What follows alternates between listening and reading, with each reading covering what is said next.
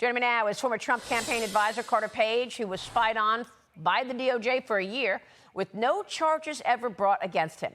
The Justice Department would later admit that at least 2 of the FISA warrants used against him were not valid. Carter, thank you so much for being here this morning. Tell us about that. You were spied on for about a year. James Comey signed 3 of those warrants to do so. How did that impact your life? I want to understand more why this is a criminal investigation into these 2 people. Well, I think as per that quote you had from the senior administration official from your interview at FBI headquarters a couple months ago, there have been some ongoing revelations in terms of all the wrongdoing that happened. And unfortunately, and as the director then said, we still don't have all of the correct information. So unfortunately, look, my life was essentially completely destroyed. But there are so many other dimensions beyond this right now. And I think that's leading to a lot of the major controversies. And frankly, Maria, it's leading to a lot of the problems. He alluded to the problems in U.S. federal courts. Well, those problems have only escalated. And they continue in the same court that I've continued to litigate this on for, the same courthouse I've been litigating this for basically 8+ years now. Well, Carter, I mean, you say your life was pretty much destroyed. I mean, look, you were spied on. What does that mean? They were looking at your emails, your texts, your phone calls. What does that mean when you say your life was destroyed? Because, you know, I mean, they made a decision to spy on then candidate Trump and then President Trump. How were you impacted? You are an American citizen. Look, you are a patriot. You actually worked with the CIA to try to take down bad guys. So what did they do to you, Carter? Well, and that's the biggest thing, Maria. Beyond what they did specifically to me, it really had so much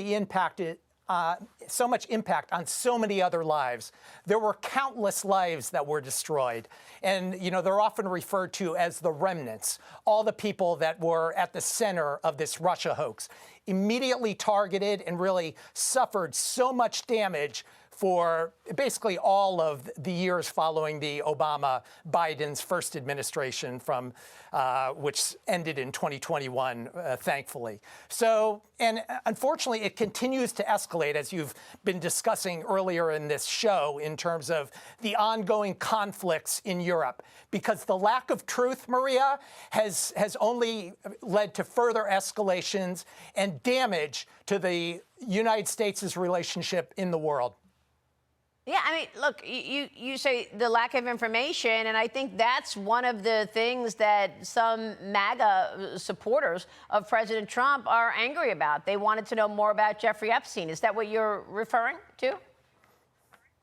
Well, partially. I mean, that's important, but there's so much beyond that. And look, I mean, per that interview you had at FBI headquarters, unfortunately, related to that same government agency, on March 25th, there was an order and a presidential memorandum from the White House signed by President Trump demanding immediate declassification of materials related to that.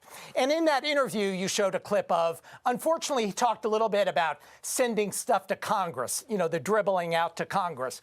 Unfortunately, our court system remains completely broken at the district court level in Washington, but also at the U.S. Court of Appeals for the District of Columbia as well, the second highest court in the United States. Well, so it's an ongoing problem that continues to have serious repercussions for President Trump and our country, beyond for, you know, the destruction it's done to me.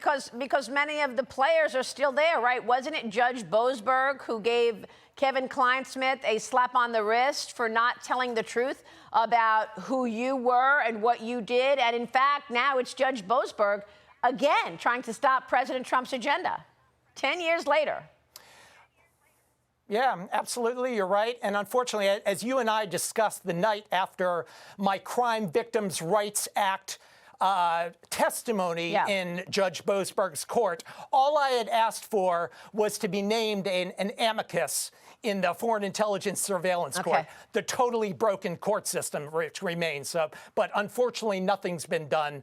And it's only escalated with that same case going up to the federal appellate court there, and it only continued and only got worse, which had to get reformed at the Supreme Court. So we'll see how that turns out. Carter, thank you. We're going to be watching this as closely as we have been, certainly. Former Trump campaign advisor Carter Page, thank you. Hey, Sean Hannity here. Hey, click here to subscribe to Fox News YouTube page and catch our hottest interviews and most compelling analysis. You will not get it anywhere else.